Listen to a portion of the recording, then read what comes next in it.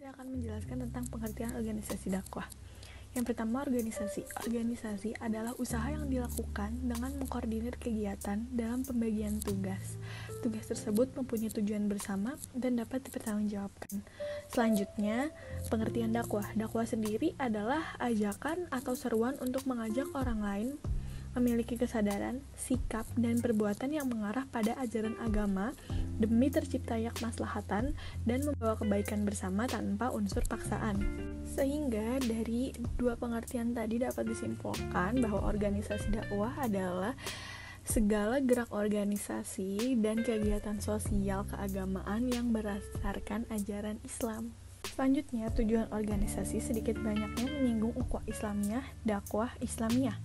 Organisasi dakwah merupakan kegiatan manusia yang direncanakan untuk mencapai suatu maksud atau tujuan bersama melalui pembagian tugas dan fungsi serta melalui serangkaian wewenang dan tanggung jawab dalam melaksanakan proses dakwah. Dasar hukum organisasi dakwah menurut pendapat Rosyad Soleh, pengorganisasian kegiatan sosial keagamaan adalah rangkaian aktivitas menyusun suatu kerangka yang menjadi wadah bagi segenap kegiatan usaha dilaksanakan, serta menetapkan dan menyusun jalinan hubungan kerja. Islam sendiri sangat perhatian dalam memandang tanggung jawab dan wewenang sebagaimana yang telah dicontohkan oleh Rasulullah SAW. Ia mengajak para sahabat untuk berpartisipasi melalui pendekatan empati yang sangat persuasif dan musyawarah, sebagaimana terkandung dalam surat Al-Imran ayat 159. Melaksanakan pergerakan dakwah ada beberapa langkah yang harus kita tempuh. Yang pertama, pemberian motivasi. Dakwah dapat dijalankan dan mendorong para pelaku dakwah untuk mendapatkan keridhaan Allah Subhanahu wa taala. Yang kedua, pembimbingan merupakan tindakan yang dapat menjamin terlaksananya tugas-tugas dakwah yang sesuai rencana, kebijaksanaan dan ketentuan-ketentuan agar apa yang menjadi tujuan dan sasaran dapat dicapai dengan sebaik-baiknya.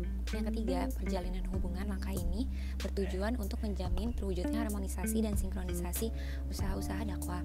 Yang keempat, penyelenggaraan komunikasi dalam melaksanakan pergerakan dakwah dibutuhkan komunikasi yang baik antara pimpinan dan pelaksana dakwah. Komunikasi ini akan berjalan efektif jika memperhatikan beberapa hal, yaitu memilih informasi yang akan dikomunikasikan, mengetahui cara-cara menyampaikan informasi dengan baik, mengenal dengan baik pihak penerima komunikasi, dan membangkitkan pihak penerima komunikasi.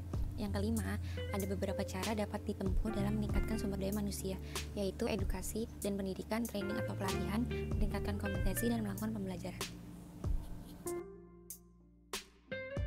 Organisasi keagamaan yang bergerak dalam bidang dakwah antara lain: 1. Muhammadiyah. Tujuan organisasi Muhammadiyah yaitu menegakkan dakwah Islamiyah dalam arti yang seluas-luasnya. Bidang usahanya mencakup sosial, ekonomi, pendidikan, dan dakwah.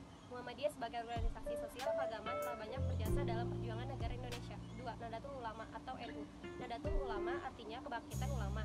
Organisasi ini adalah organisasi masa Islam yang didirikan oleh para ulama pesantren di bawah pimpinan Kiai Haji Hashim Asy'ari di Surabaya pada tanggal 31 Januari 1926. Pada pergerakan kemerdekaan Indonesia, peran NU cukup besar.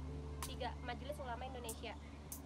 MUI merupakan organisasi Islam yang bergerak dalam bidang dakwah Islamiyah di Indonesia yang didirikan oleh pemerintah Indonesia. Pengurusnya terdiri dari berbagai tokoh dari berbagai organisasi yang ada. Menurut Kiai Haji Ma'ruf Amin, MUI memerankan peran penting sebagai pembawa aspirasi dan pelayanan umat.